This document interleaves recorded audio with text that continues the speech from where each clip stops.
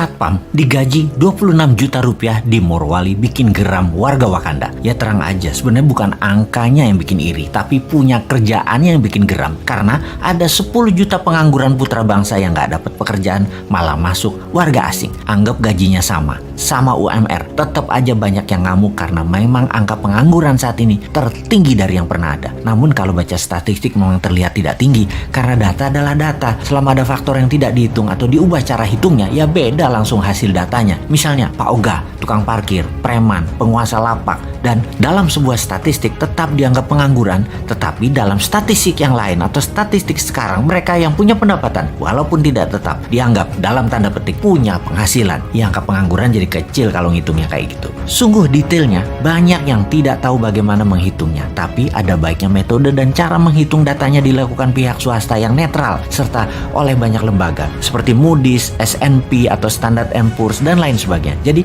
kita kembali ke topik aja deh. TKA Tiongkok yang membanjir besar-besaran dalam periode pemerintahan saat ini sangat melukai hati 10 juta pengangguran di Indonesia. Sebenarnya alasannya apa sih? Mereka lebih ahli? Nggak juga. Alasan pejabat aja biar dibenarkan pejabat tertinggi. Namun sesungguhnya pejabat ini yang membiarkan mereka masuk ini sudah menghina rakyat Indonesia berkali-kali, tapi tetap didiamkan karena gaji mereka yang besar dan banyak jumlah tenaga kerja itu. Sesungguhnya hal inilah yang menyakitkan hati banyak saudara kita para pengangguran di Indonesia. Oke, kita sebagai penyeimbang informasi, bagaimana harusnya mengingatkan mereka bernegara yang benar? Newman itu selalu punya penyeimbang pikiran dan punya solusinya. Kita sebelum memberikan usulan kita ke Korea Selatan. Bagaimana Korea Selatan mengelola tenaga kerjanya? Nomor 1, buka lapangan pekerjaan buat rakyatnya terlebih dahulu. Ketika 100% rakyat bekerja, ternyata masih banyak pekerjaan-pekerjaan yang diperlukan untuk hal yang level bawah. Bangsa Korea adalah bangsa yang bangga nasionalismenya, maka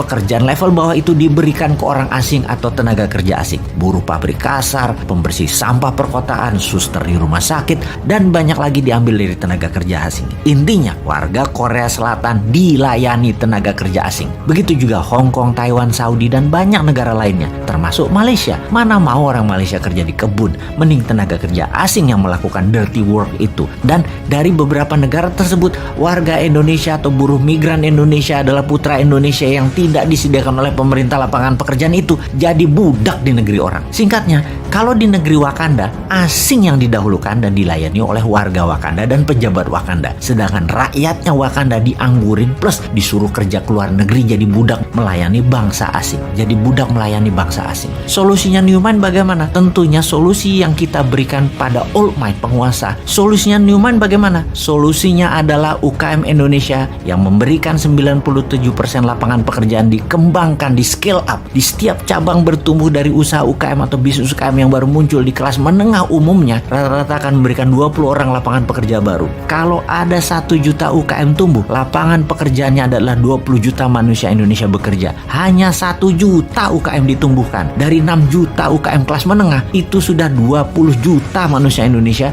bekerja. Maka selesai sudah masalah pengangguran itu. Itulah kontribusi Newman. Contohnya bukan hanya wacana. Santara urun dana yang saat ini masih kecil kontribusinya, baru 100 UKM dibiayai. Sampai akhir 2022 nanti kita targetkan 10.000 yang dibiayai, alias 200.000 tenaga kerja akan terakomodir dengan sistem santara urun dana. Walaupun kecil, karena tidak didukung pemerintah, kita terus fight karena ada Anda sahabat semua yang mendukung. Kita maju terus, kita semangat terus selama kita didukung hati sahabat semua. Kembali ke solusi dari pejabat sekarang. Adakah mana keberpihakan Anda kepada UKM dan penganggurannya? 3 tahun ke depan deh ditunggu solusinya. Ada nggak? Jangan-jangan nggak ada deh lu.